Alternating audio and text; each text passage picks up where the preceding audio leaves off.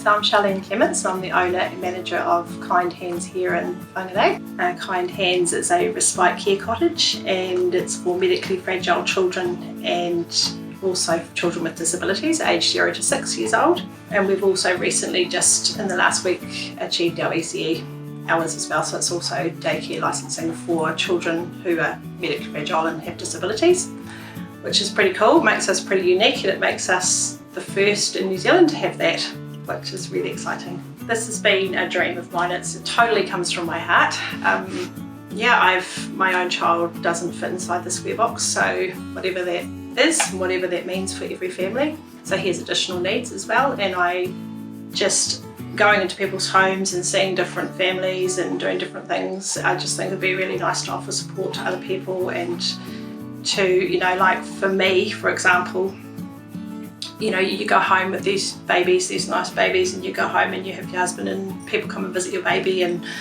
it's all really lovely. And then you come home with a baby that might have some additional needs, and then all of a sudden you get someone like me come into your house whether you want me or not. And I think that's pretty privileged and it was pretty special for me to do that. But it's not the norm. And with that, with coming with me is to come with learning how to use feeding pumps and oxygen and lots of different things. But for new parents that's quite overwhelming, and I think also family want to help, but also it's quite scary for family members to come and help, or and for parents to leave their babies with family members as well. Like, it's just having that trusting relationship. So it's just something I've always really wanted to do, and I'm pretty passionate about it. And I think that it's what we provide here is probably a trusting home-like environment. We created awareness about this project by Facebook.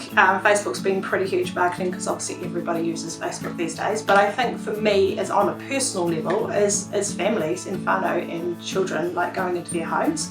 And I think the last 10 years I've been back up here as a paediatric outreach nurse. So for me, it's just listening to the parents, and I felt like I really needed to listen to them and what they wanted. I wanted to get it just right for how they saw Kind Hands, and I think so that's how I've built it. I've built it around what the families wanted and what they need. I mean, even when I opened, I still didn't get it quite right, and they wanted the education side of it. So now we've got 2 teachers as well, which is really exciting. So I think going forward and creating more awareness is just continuously listening to the parents and what they want, and also, we've had amazing support for Kind Hands. Our community being one of them. Like, I'm super proud to be part of Northland. Actually, like, I think for us to be part of Northland, we're a smaller town, but people have really rallied together. Like, I think at first with the project I was quite quiet about it, and I was pretty, I wasn't able to ask for help or speak out, but as soon as I did and people started to learn about what we were doing, I think our community has just been amazing. Like, I don't even know how you could ever thank half the people that have been in here and helped us out and what they've done for us, because what they've done, and I think creating this with me, alongside of me, is just huge for Northland and our children. We couldn't have done this without any of our community support. We've had lots of different organisations come forward and help us. Some donate fruit for our children, Christmas presents. We've had, just really lovely gestures. We have people make quilts for us to keep our babies warm, knitting, people like the Freemasons who are helping with our playground. Like, we couldn't do any of it without them, and that's the truth. Like, we're probably the bones of it.